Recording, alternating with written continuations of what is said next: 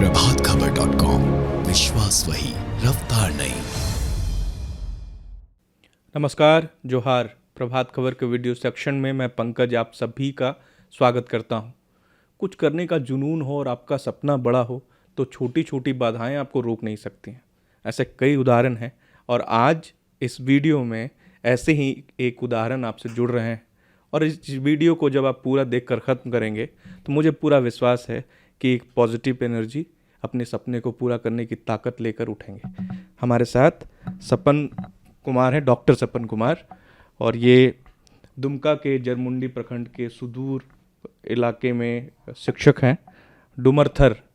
और इनकी पहचान इनके काम से है। काम से इसलिए क्योंकि इन्होंने जो किया है उसकी पहचान प्रधानमंत्री नरेंद्र मोदी ने पूरे देश में एक तरह से कराई और पूरी दुनिया में इनके काम का एक बड़ा सा बोर्ड लगा है। कई देशों में, जापान में लगा, चीन में लगा, कई देशों में लगा। आइए इन्हीं से समझते हैं कि इन्होंने क्या किया है।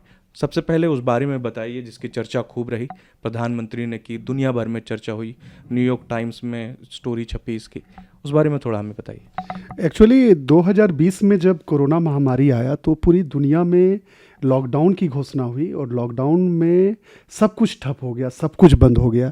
और सबसे अधिक यदि किसी सेक्टर पर जो असर पड़ा, जो हम मानते हैं कि किसी भी क्षेत्र का जो विकास होता है, डेवलपमेंट होता है, वो बुनियाद जो होता है वो बच्चों से जुड़ा हुआ है, शिक्षा से जुड़ा हुआ है। तो सबसे अधिक प्रभाव बच्चों पर पड़ा है। आज भी आप देखते हैं कि पूरी दुनिया में एजुकेशन का जो कंडीशन है वो काफ़ी ख़राब स्थिति। और हम उस स्कूल के प्रिंसिपल हैं जहाँ की फर्स्ट जनरेशन लर्नर हैं। मतलब कहने का है कि हमारे बच्चे वहाँ अपनी पीढ़ी में पहली बार किताब कलम को उसने छुआ।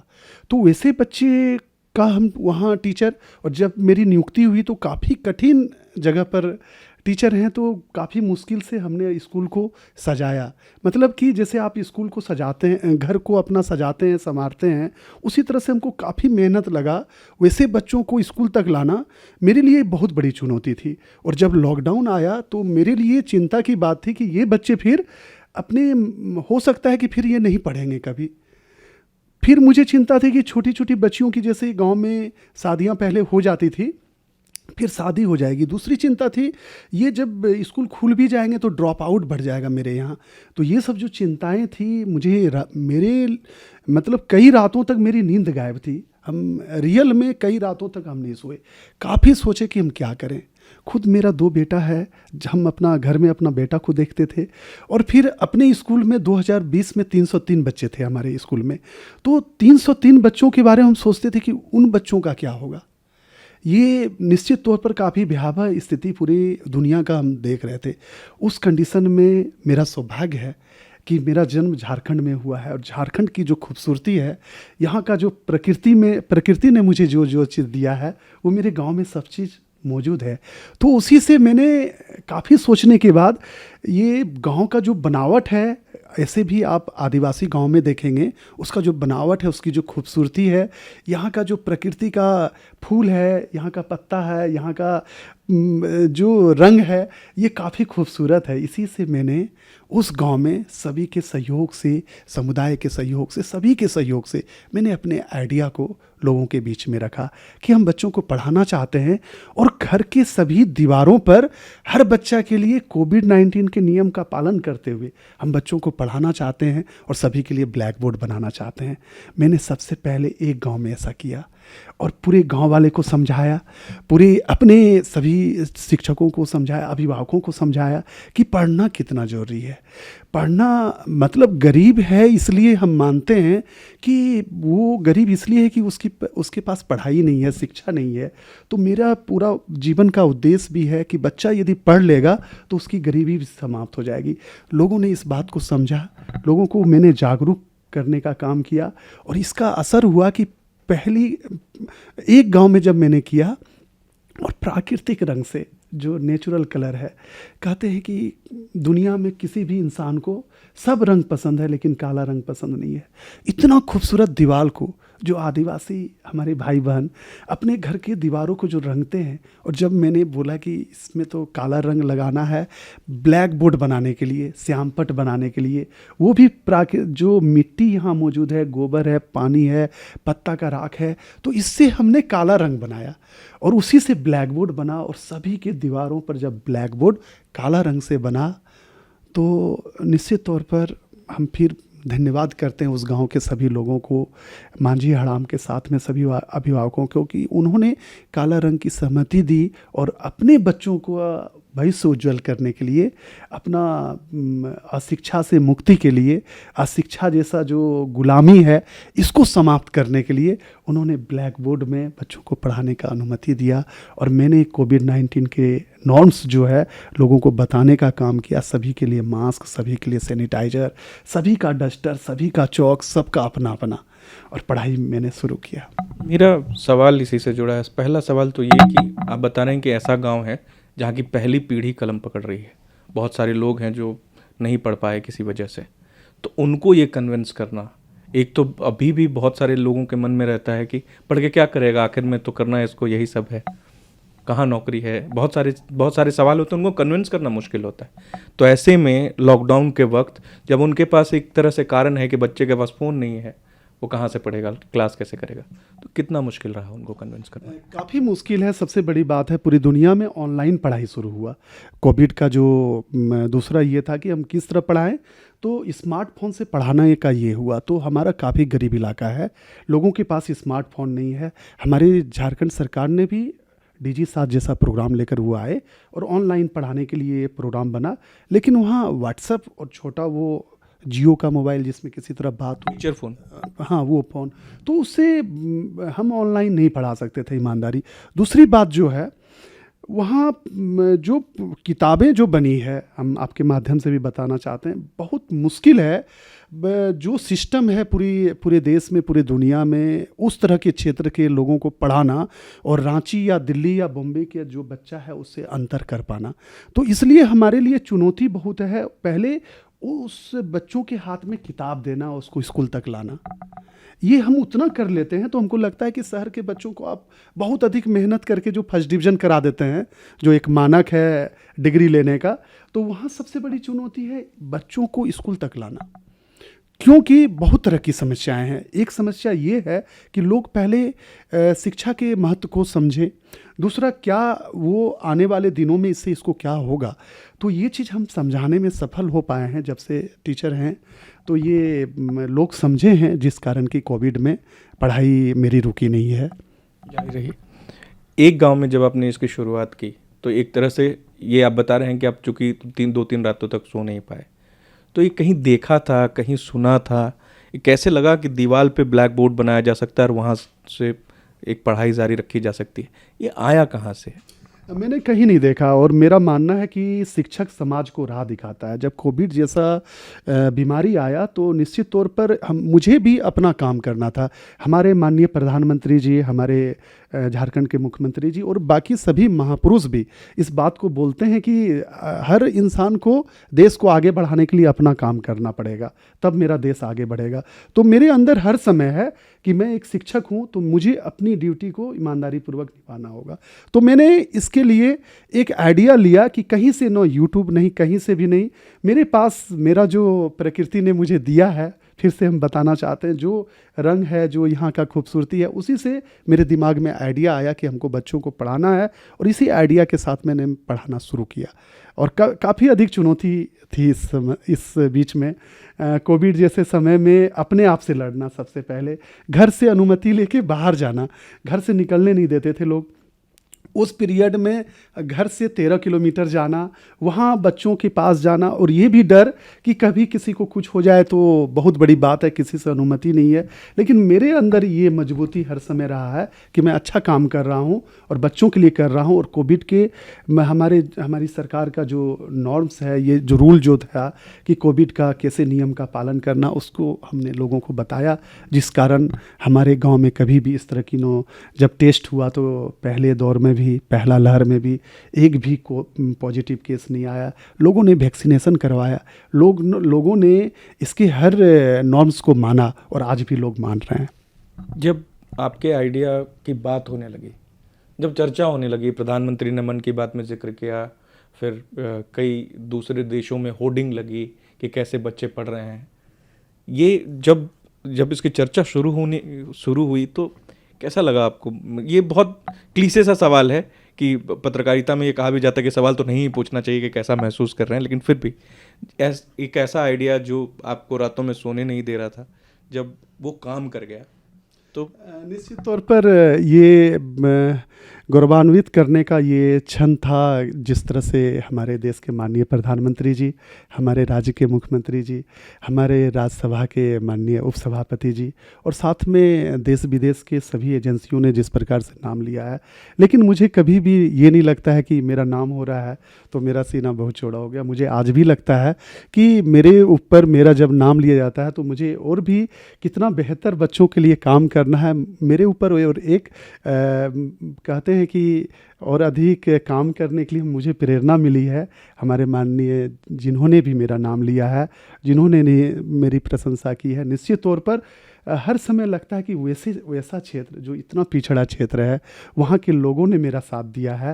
निश्चित तौर पर सबों का बहुत अधिक सहयोग है, जिस कारण इतना अधिक आज जैसे कि जानकारी मिली है, जापान हो, लंदन हो, न्यूयॉर्क हो या चाइना हो, सब जगह इस आइडिया को पसंद किया गया है।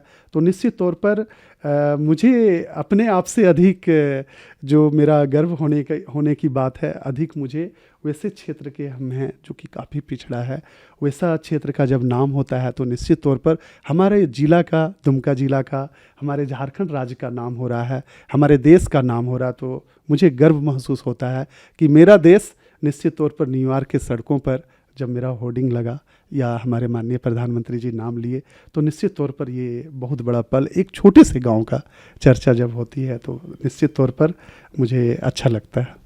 अच्छा, चूँकि आप सुदूरवर्ती इलाके में हैं, आपने समस्याएं देखी हैं, भले आप उसे अपने स्तर से दूर करने की कोशिश कर रहे हैं, लेकिन आपको लगता है कि कौन सी ऐसी कमियां हैं जिस पर जो सक्षम लोग हैं, जो सरकार हैं, जो पदाधिकारी हैं, उन्हें ध्यान देना चाहिए, और ये जो समस्या है, कोई भी एक समस्या जिसका जिक्र करना चाहें कि ये तो तुरंत हल हो जाना चाहिए, ये परेशानी नहीं होनी चाहिए? फिर देखिए, जब शिक्षक बने तो उस स्कूल में एक घास नहीं था। जिस स्कूल में हम गए वहाँ बाउंड्री वाल नहीं था, कुछ भी नहीं था। तो हमने जब समस्याओं को देखी तो मुझे हर चीज़ में संभावना नज़र आया है। संभावना इसलिए कि शिक्षक के राह दिखाता है, फिर हम बताते हैं समाज को। तो मुझे लगता है किसी से मांगने से अच्छा है कि हमारे पास जो लोकल रिसोर्सेस है, जो प्रकृति ने मुझे चीज़ें दी है, जैसे कुछ भी आप किसी को दे दीजिए तो एक दिन वो समाप्त हो जाता है, लेकिन वो स्किल होता है ना, स्किल यदि हम बच्चों में ला दें तो निश्चित तौर पर बहुत कुछ वो प्राप्त कर सकता है। वो बच्चा आज मेरे स्कूल का निश्चित तौर पर मुंबई दिल्ली के बच्चों से वो कंपटीशन नहीं कर सकता है, आपके उस किताब के जो अंग्रेजी हिंदी गणित की जो किताबें बनी है। लेकिन हमारे बच्चों में ज्ञान काफ़ी अधिक है, इस रूप में ज्ञान है कि एक के तालाब के किस कोने में मछली है, हमारे गांव के उस बच्चे को पता है। हमारे बच्चों को ज्ञान है कि एक एकड़ ज़मीन में कितना धान का हमारा ज़रूरत है, बीज का कितना, किस मौसम में कौन सा फसल होता है। तो ये जब उसके पास ज्ञान है, ये मौसम बदल रहा है, बिना घड़ी देखे उसको टाइम पता, तो ये सब जो उसने अपने हेरिडिटी से, अपने जन्मजात लेके आया है, तो ज्ञान सबके पास है। सिर्फ किताब की जो बातें हैं, जो उसको मौका नहीं मिला है, हम उसको देने का काम कर रहे हैं। और निश्चित तौर पर जो भी कमी है वो मेरे लिए हर समय है कि किसी के देने से कुछ भी समाप्त नहीं हो सकती है। बच्चों को इसलिए मैंने इस कोविड पीरियड में काफ़ी दिखते हुए, मेरे पास लिखने के लिए चूँकि बजट हर स्कूल का एक सीमित होता है, मेरे पास चौक नहीं था, तो बच्चों को मैंने सिखाया, गांव वाले को, किस तरह से हम बना सकते हैं चौक को। अब गांव की गलियों में बैठेंगे तो साफ़ सफाई मेरे लिए काफ़ी इम्पोर्टेंट होता है। हम माननीय प्रधानमंत्री जी से, सबों से सीखे हैं कि सफाई में बहुत ज़रूरी है सफाई। तो झाड़ू बनाना, चटाई बनाना, बच्चों का हस्तकला, और दूसरी बात है कि बच्चों का जो भी उसकी रुचि जो है उसके अनुसार बच्चों को आगे बढ़ाना। अब बच्चा कृषि में उसकी रुचि है और उसको हम साइंस पढ़ा रहे हैं, तो ये ज़बरदस्ती की बात है। तो मेरा अपना मानना है कि बच्चों की जैसी रुचि है उसको वैसा काम कराया जाए, वैसे क्षेत्र उसमें उसको आगे बढ़ाया जाए। किसी को एथलीट के क्षेत्र में जाना है, किसी को खेल के क्षेत्र में जाना है, किसी को कृषि के क्षेत्र में जाना है, किसी को विज्ञान के क्षेत्र में जाना है, तो उसी के अनुसार हम बच्चों का, खुद हम वहाँ प्रिंसिपल हैं, तो हर बच्चे का मेरे पास असेसमेंट है कि किसको क्या रुचि है, किसको क्या चाहिए। हमारी बेटियां जो वहाँ पर है, जो लड़कियां हैं, उसके लिए भी मेरे पास पूरा है कि उसको क्या चाहिए, वो किस क्षेत्र में जाना चाहती है। तो इससे काफ़ी फायदा हुआ है, जिससे कि समस्याएं रहती है, लेकिन हमने बच्चों को सिखाया है, ग्रामीणों को सिखाया है कि अपने बुते भी, अपने बल पर भी, अपने स्किल से, अपने कौशल से, अपने संसाधन से भी हम उसको समाप्त कर सकते हैं। इसलिए जो भी कमी है, ये बाकी दूसरे के लिए बहुत तरह की समस्याएं हैं, लेकिन मेरे लिए जो वहाँ पर मुझे नहीं समझ में आता है कि कोई समस्या है। अभी तो बहुत स्कूल खुल भी चुके हैं, कुछ अभी जूनियर स्कूल अभी भी नहीं खुले हैं, तो अभी जो आपका आइडिया है वो कितने गांव में काम कर रहा है और क्या प्रोग्रेस है अभी? मुझे बताते हुए बहुत खुशी हो रही है कि मेरे पड़ोस के राज्य बंगाल में, साथ में तमिल के क्षेत्र में और कई राज्यों में, साथ में हमारे झारखंड में भी, अभी छत्तीसगढ़ जाने का मौका मिला था। वहाँ की सरकार ने मुझे बुलाया था। वहाँ की सरकार ने भरी मंच से उन्होंने कहा कि पूरे 1.5 साल तक जो छत्तीसगढ़ में पढ़ाई हुई वो हमारे आइडिया से, झारखंड के इस आइडिया से वहाँ पढ़ाई हुई है। तो मुझे काफ़ी खुशी महसूस होती है और निश्चित तौर पर हम आपके माध्यम से भी बताना चाहते हैं, आज भी 1 to 5 का क्लास से बंद है, नहीं खुली हुई है। तो निश्चित तौर पर ये आइडिया, ये जीरो, मतलब इसमें कोई खर्च नहीं है।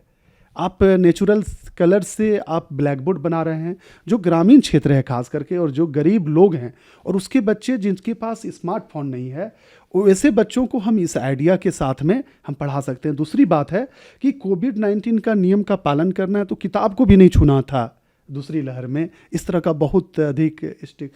तो दूसरा था कि आप छोटे बच्चों को के लिए हमने क्या किया कि गांव के दीवारों पर पाठों को लिख डाला, हिंदी, अंग्रेजी, गणित की बातों को सुंदर सुंदर चित्रों के माध्यम से, और बच्चों को सुबह उठे और उसको द्वार से अपना निकला है और अपने दीवारों पर देख रहा है कि क्या क्या लिखा हुआ। तो निश्चित तौर पर गांव वाले को भी इससे फ़ायदा हो रहा है, साथ में हमारे बच्चों को भी फ़ायदा हो रहा है।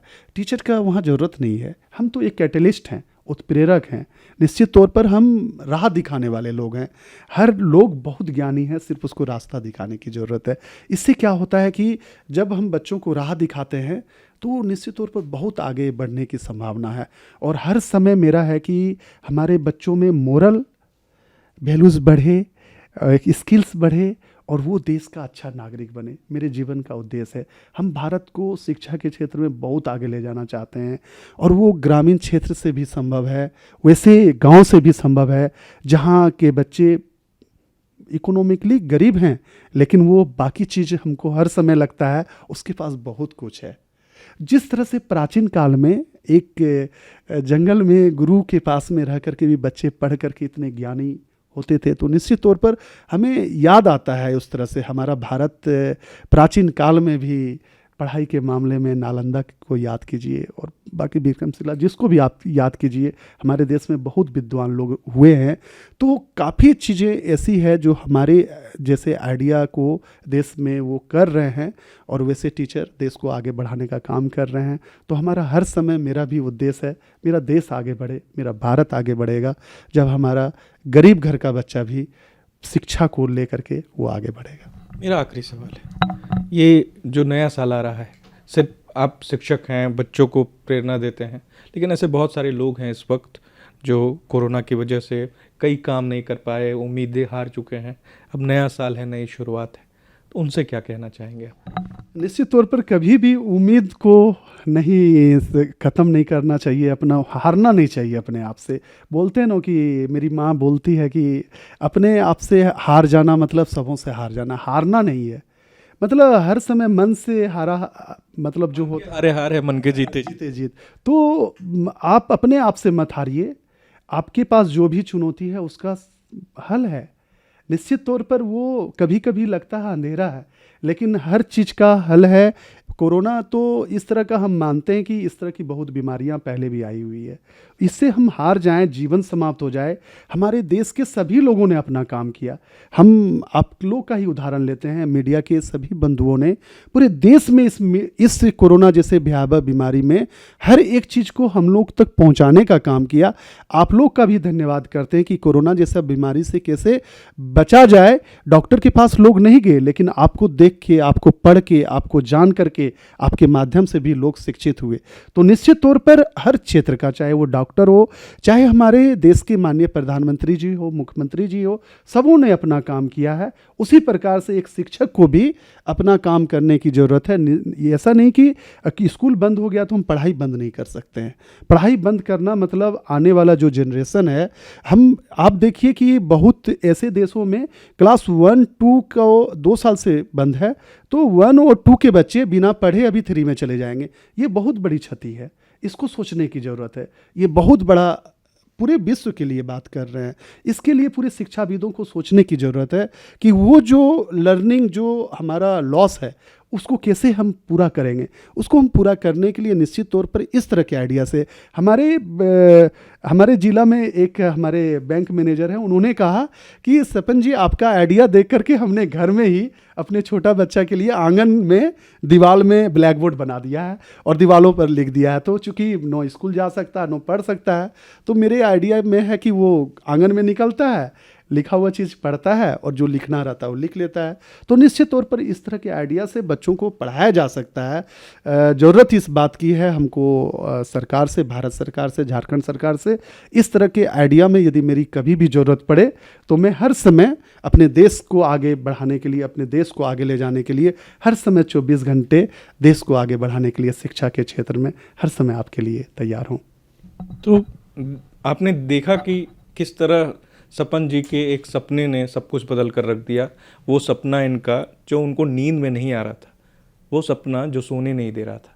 तो अगर आप में भी वो क्षमता है और कोई सपना है आपका जो आपको सोने नहीं देता है, तो उसके पीछे लगे रहिए।